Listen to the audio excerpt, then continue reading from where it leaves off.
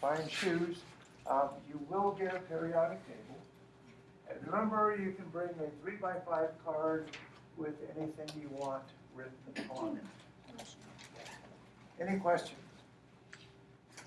All right, well, let's go ahead and take a look at the exam. The first one, this one comes straight from one of the tutorials. I hope that you've done the tutorials. This is density 1 or whatever, I don't know. But it's very simple. You are given a volume, you're given a density, and you simply have to provide the mass of the substance. We remember that density is going to be our mass divided by our volume. Here we simply have to solve for mass. When we do that, we see that mass is density multiplied by volume. All in the world you have to do here is simply multiply 6.93 by 1.42, and you get 9.84. Any questions?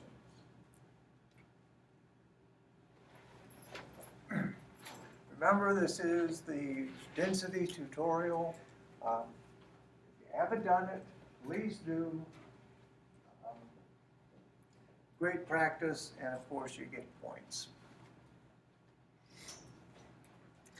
Now we have a table here. 2 questions in this table. We are going to fill in the number of protons, the charge, neutrons, whatever, for magnesium and for lead. Remember, you do get a periodic table. There it is. So let's go ahead and find magnesium first of all. Magnesium is here in group 2, right here. And we see it has atomic number 12. Remember that the atomic number is the number of protons. So a number of protons here is simply 12. We are given here that we have 10 electrons, but we have 12 protons. Now, electrons are negative, protons are positive, so that means we have 2 extra protons. If we have 2 extra protons, that means our charge is going to be +2. Okay, we have more protons than we do electrons, so it's +2. And finally, the number of neutrons. We're given that the mass number is 24. 12 of those are protons, so the other 12 must be neutrons. Any questions on magnesium? Wait, you got neutrons by protons and mass, or protons and... Mass number is protons plus neutrons. Oh, That's okay, the sum of them. okay. Got it, thank you. Okay. All right, let's do lead. Lead is down here. Again, first thing we look for is its atomic number. And it looks like it's 82. That means that it has 82 protons. Now, for our mass number, remember our mass number is going to be protons plus neutrons. We're given here that we have 125 neutrons. We just figured out we have 82 protons, so that means our mass number must be 207. Simply the sum. We are given that our charge is +3. If the charge is +3, that means you have 3 more protons than you do electrons. Okay, so you have 3 more protons. If we have 82 protons, we must have 3 fewer electrons. So 82 minus 3, 79 electrons.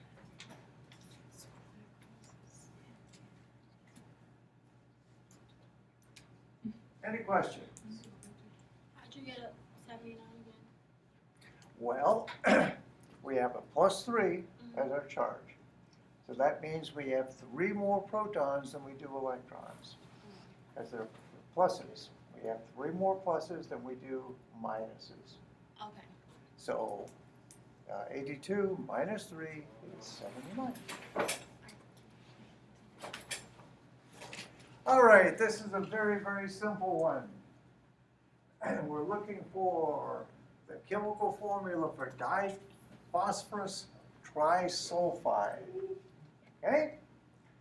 Phosphorus is a P, sulfur is an S, so we know what we're working with. This is a molecular compound, isn't it? You know that 2 ways, because both phosphorus and sulfur are nonmetals. And you could tell just by looking at the name, because we have multipliers in it. Only use multipliers for molecular compounds, right? So, diphosphorus simply means we have 2 phosphorus. And trisulfide simply means we have 3 sulfurs.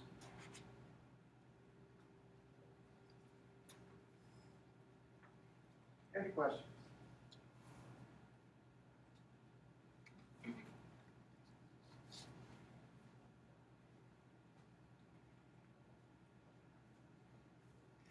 All right, this one is a little trickier, but I think we can all do this. We're looking for an atomic symbol. Now remember, the atomic symbol is going to have the chemical symbol, going to have a subscript, a superscript, and a charge. Okay? We are given that this element is anionic. It has a charge of -1. This thing has 18 electrons, 18 neutrons. Now, how in the world do you figure out what this is? Well, we can figure out what it is if we know how many protons it has, right?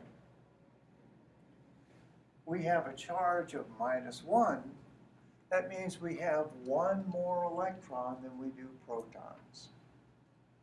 So if we have 18 electrons, we must have 17 protons. That's how you get -1. More electrons than protons. All right, so if it has 17 protons, well, what is it? Look at our periodic table. Atomic number 17 is chlorine.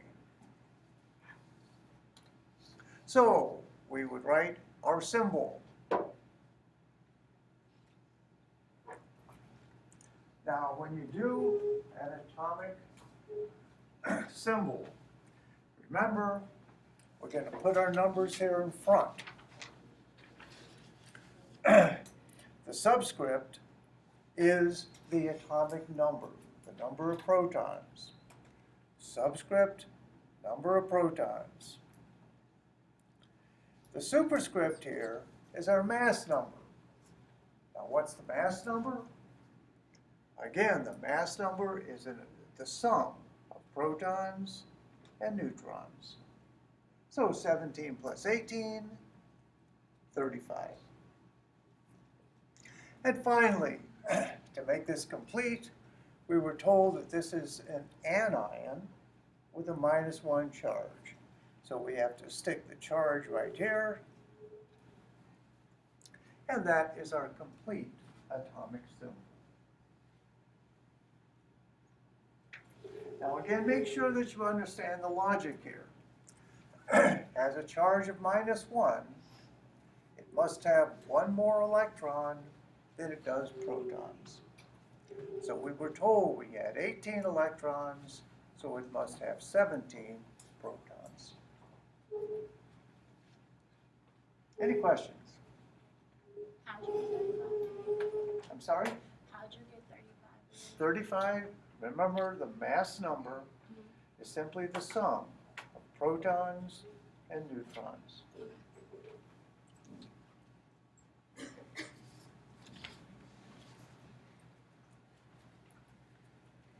All right, very, very simple. This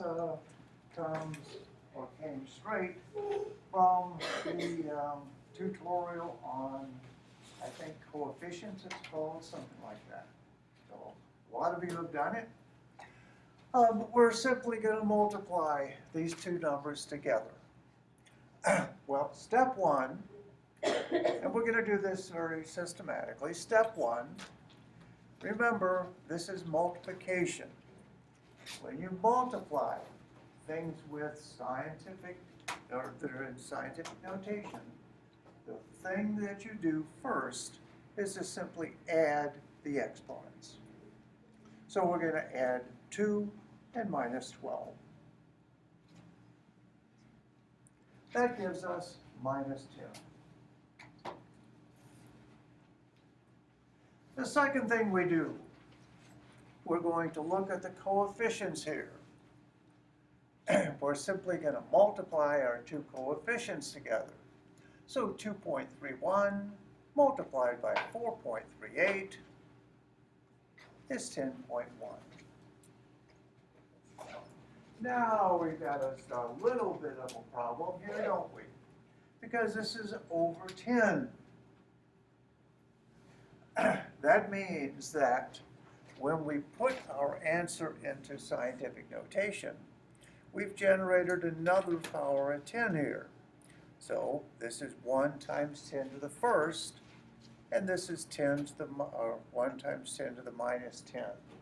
Again, we're going to have to add those. When we add those together, we wind up with a 10 to the minus 9.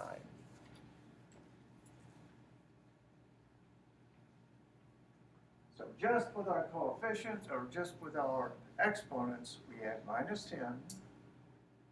But our coefficients gave us one more power of 10, so we have to drop this down from minus 10 to minus 9. Any questions? Why did you drop it down to -9? Well, if we wrote this, it would be 10 times 10 to the minus 10, right? Yeah. That's not a problem. You only want one digit, so we have to move it over. And since we're moving it to the right from 10 to 1, I'm sorry, to the left. Since we're moving it to the left from 10 down to 1, that moves our exponent from minus 10 to minus 9. Yeah. So you wouldn't accept the answer of 10.1? Yeah. Well, would I accept it? I wouldn't be thrilled with it, Okay. but I'd probably accept it.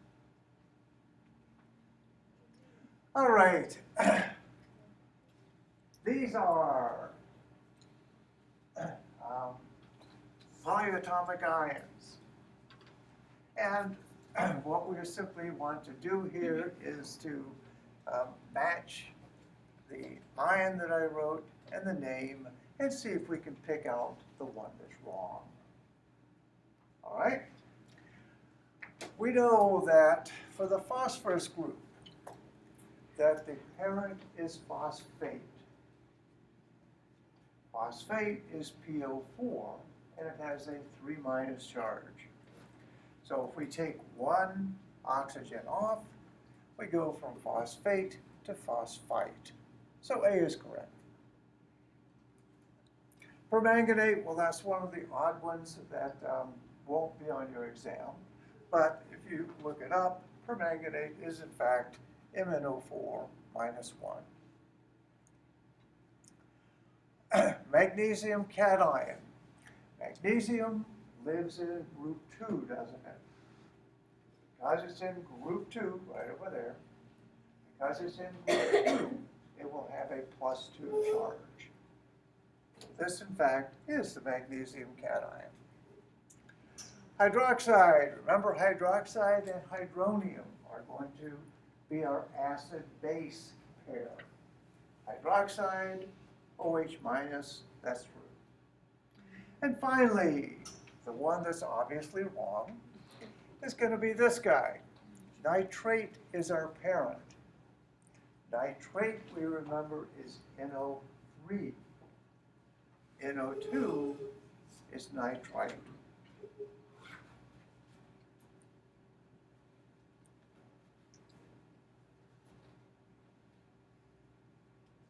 Yeah. We will get the answers from the periodic table with this? From the periodic table, what do you mean? How did you get the answers for those? PR. No, these aren't on the periodic table. Polyatomics aren't. You just have to kind of remember these guys. We're going to do the simple ones. You know, stick with sulfates and phosphates and chlorates and stuff like that. But you do have to kind of remember them. You can jot some down on a card if you want. All right, very simple significant figure question. How many significant figures are in 8.4000 times 10 to the minus 8? Well, the first thing you do is you look at it and say, oh my goodness, this is in scientific notation. Remember?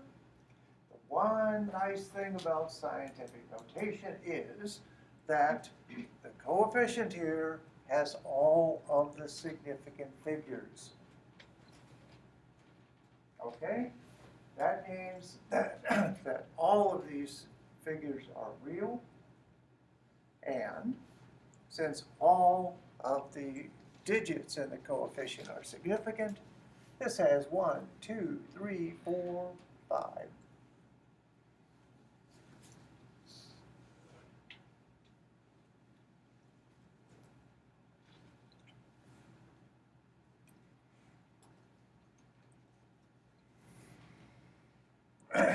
Another very simple, significant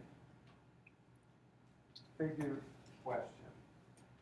You look at this, and the first thing you say to yourself is, no decimal point, right? If it doesn't have a decimal point, then trailing zeros are not real. They're not significant, okay? We have one trailing zero, and we have a whole bunch of zeros here in between two non-zero digits. So this guy is not significant, but all of these in the middle here are. So this has 1, 2, 3, 4, 5, 6, 7 significant figures. So you count the one? Yep. So the following count But the last zero is not, because there's no decimal point. Oh, so you found 7. Hmm? So you found 7, 0, 0, 0, 0, 0, 1. Right.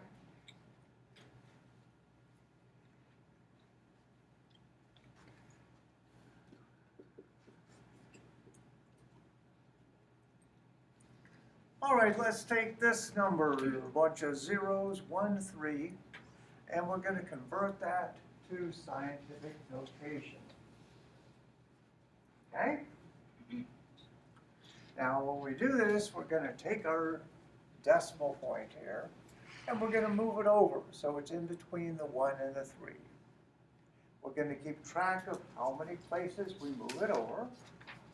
Since we're going to the right, this is going to be a negative exponent. So, here's a number, and we're going to move it 1, 2, 3, 4, 5, 6, 7 places. So that means our exponent is going to be minus 7. So we're looking at 1.3 times 10 to the minus 7. Well, those are obviously wrong. This is kilometer. Remember? We have, is that me? You know, why do people do this?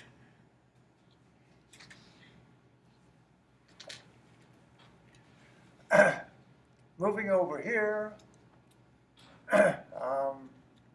so this is our correct answer.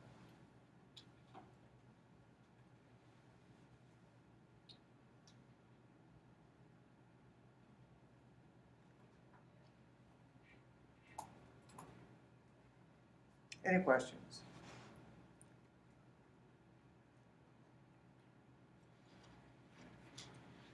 All right, here we're going to draw little up and down arrows to show electrons in orbitals for chlorine.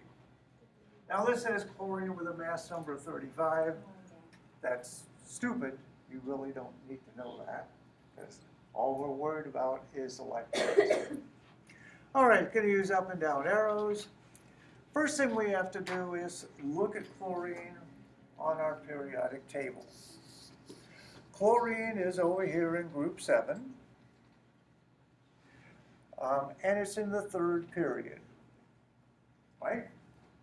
So, because it's in the 3rd period, that means that all of these orbitals up here are full. So, the 1s orbital for the 1st period is full. The whole 2nd period is also full, so these two are in an S. These guys are in the P's. These two, the 3s, is also going to be full. And in the 3 P's, we're going to have 1, 2, 3, 4, 5 electrons. Okay, so that's what we're doing. Going to have all these guys full. This is full. And in the P's, we're going to have 5 electrons. So, 1s we said was full. That's 2 little arrows, 1 up, 1 down. Our whole 2nd level is also full.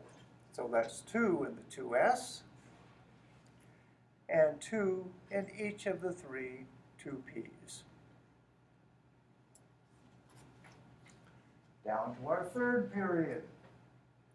We said our 3s was also going to be full. And in our 3 P's, we had 5 electrons, right? We put them in as pairs. So it's going to be 2, 4, and then 1.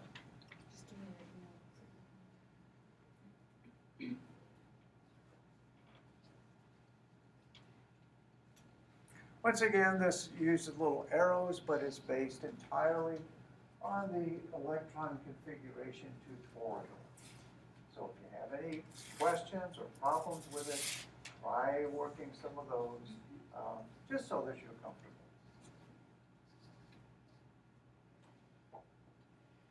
comfortable. All right, another electron configuration. This time we're doing sulfur, and we're picking out the shorthand version. So we don't have little arrows, we're just talking about numbers of electrons in the different orbitals. Once again, we have to find sulfur. Sulfur is going to be over here. And once again, this is in the 3rd period. So if it's in the 3rd period, that means that the 1s here is full. We look at our answers. Oh, all of these have 1s too. So that's okay. The 2s is also going to be full. 1p6, I think we can rule that out right away. And though these guys have 2s too. So that's these two. In our 2p's, we are going to have 6 electrons. So this is full.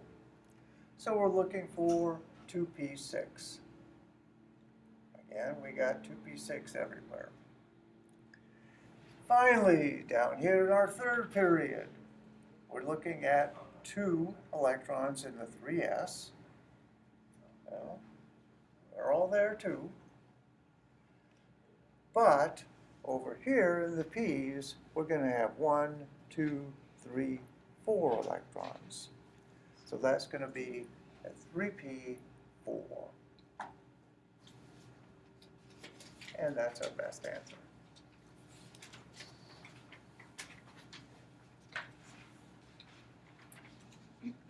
Any questions?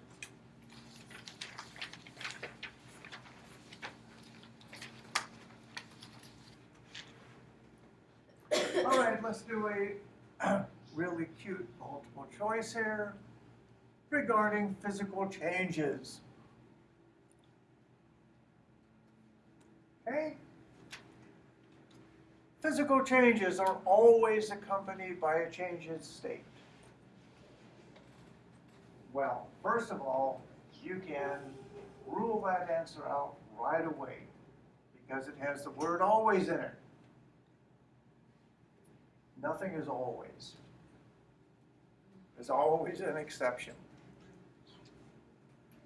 So, by a change in state, no, not necessarily. A change in state is a physical change, but all physical changes are not accompanied by changes of state. Physical changes result in the formation of homogeneous mixtures, not new compounds. Well, this part's true, not new compounds. New compounds come about through a chemical change, right? But homogeneous mixtures, that's a solution. Why in the world would that, would a physical change necessarily make a solution? Physical changes always produce new elements. Well, that would be nice, but it doesn't work that way, does it? We really can't just make new elements. A and C are correct? Nope. I think we've ruled out everything.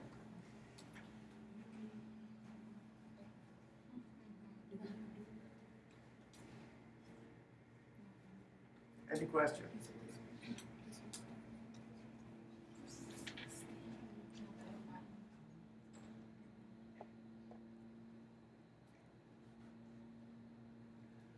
All right, let's see. What is the proper chemical name for P2O5?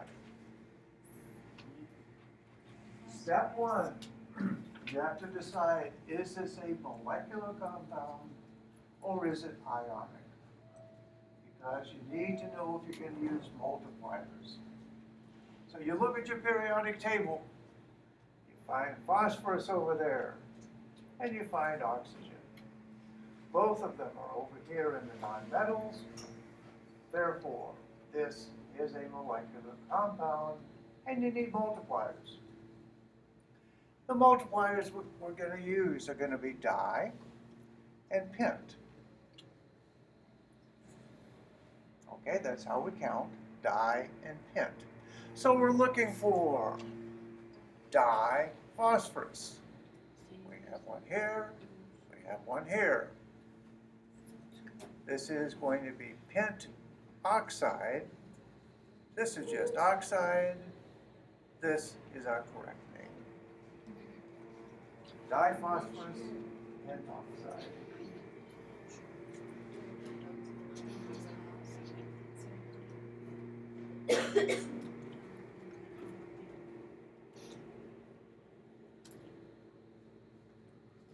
How many copper atoms are there in copper 2 sulfate?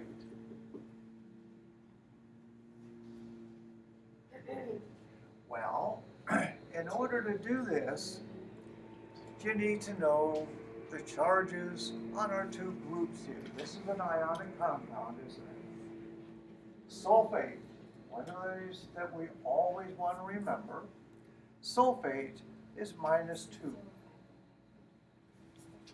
Okay, so that's the charge on sulfate. The little Roman numeral 2 here, remember, that's the oxidation number. That tells you that the charge on this copper is +2. So, we have sulfate that's -2, copper is +2. That's what we're looking at. +2 and a -2. How many coppers are there? I think there's one.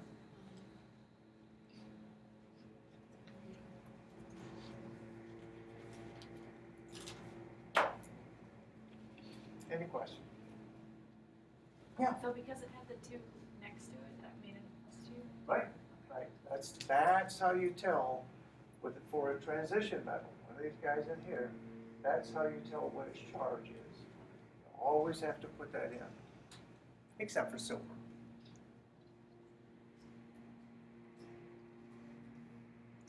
Oh, another density question. I hope that you did the density tutorial, right? Of course you did. The density of a liquid is 0.841 grams per mil. What volume will 58.3 grams of the liquid occupy? All right. It's not complicated, is it? Because we remember the density is simply mass divided by volume. Here we are given a density, we're looking for the volume, and we have a mass. So we have a mass, we have the density. We simply have to solve here for volume. Volume is going to be our mass divided by our density. All right, our mass is simply 58.3. Our density is 0.841. Divide the two together, you get 69.3 mils.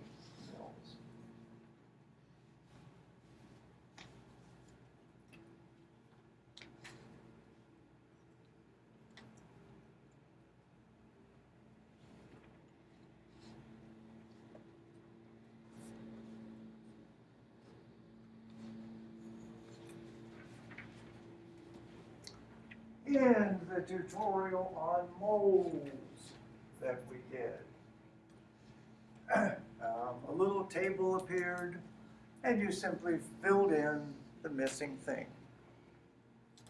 Just like the very first problem we did, here we are given a mass, we're given the number of moles, and we simply have to calculate our molar mass. Now, we remember molar mass is simply going to be our mass divided by the number of moles. That's all it is. So, all you want to do is take your mass divided by your moles. And when you do that, you get a molar mass of 227. Simply mass divided by moles.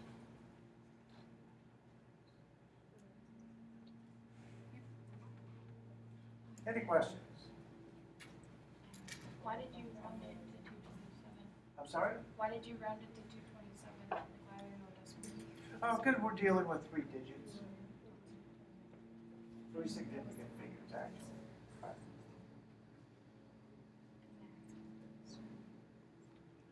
All right, we're drawing a Lewis structure here for CO2. And I'm asking you, if you draw this properly, how many electrons are going to be around the oxygen? Okay, let's go ahead, look at our periodic table. Carbon is here in group 4, so it has 4 valence electrons. To draw the Lewis structure, you would put your carbon and the 4 electrons around it. Oxygen is here in group 6. That means it has 6 electrons around it. It's going to have 2 pairs and 2 single electrons. So we have 2 oxygens, we'll put 1 on each side, and that's what we're working with. Now, if you look at this carefully, you can easily see we can make a bond here, right? Make a bond here and a bond here. But we're left with these lone electrons hanging around. We don't like those. So what I'm going to do is take this electron and this one and move them here in between. So that's what I'm doing. I'm just going to take those and put them between the carbon and the oxygen.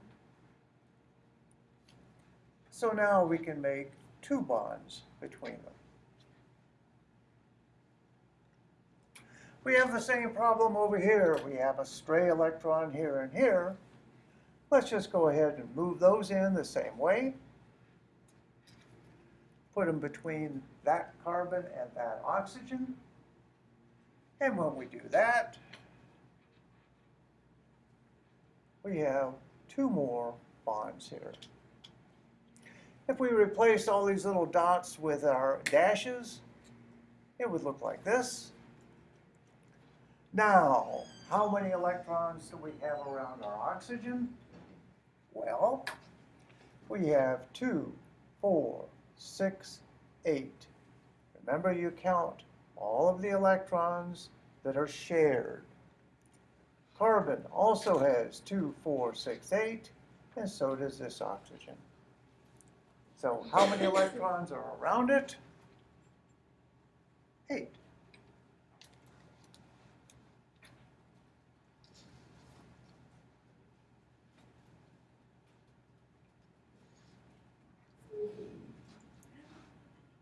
What's the mass in grams of 0.165 moles of molybdenum?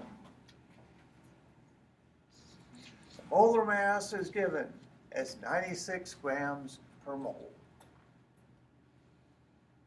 Now, once again, all you have to remember here is just the definition of molar mass. Molar mass is going to be mass divided by moles, right? So we are, molar mass is a given here. Number of moles is given, and we're solving for a mass. Mass is simply going to be molar mass multiplied by moles.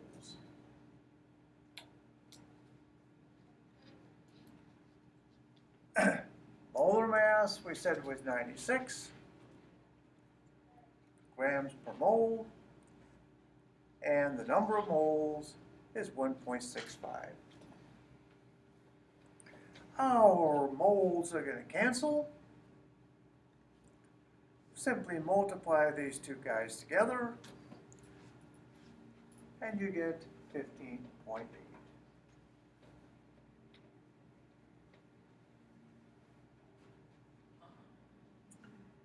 All the key things that you have to remember for density problems and for molarity problems are simply the definition. Density, mass per volume, mass per unit volume, mass divided by volume. Molar mass, mass divided by moles. Those are the 2 key relationships you have to remember. And our last one here. Which of the following compounds, in which of these will the cation have a +3 charge? All right, here's where we look at our periodic table again. Looking for calcium. Calcium is here in our second group. Because it's in the second group, it will have a +2 charge, right? The group gives you the charge. Magnesium is also in group 2, so it will have a +2 charge. Ammonium, remember ammonium, that's the polyatomic cation based on ammonia, and it's a +1.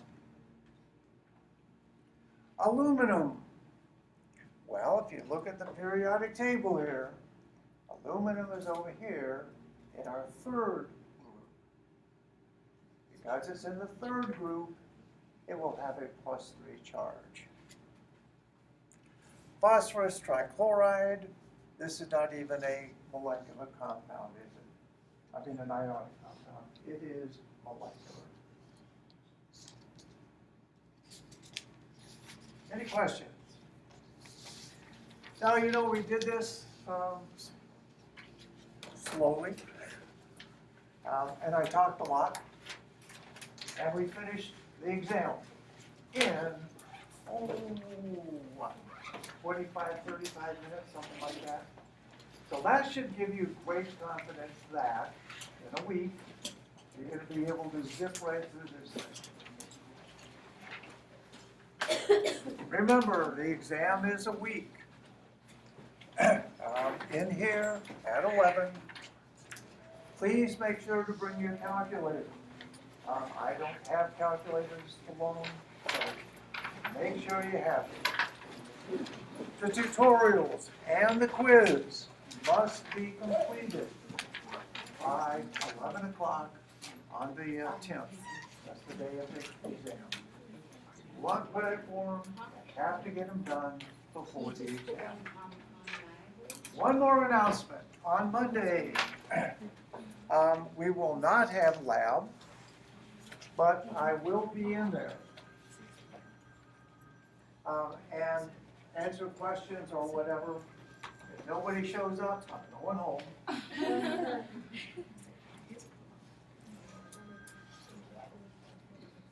If no one shows up, I'm going home. But I'll sit there and answer any questions that you may have, okay?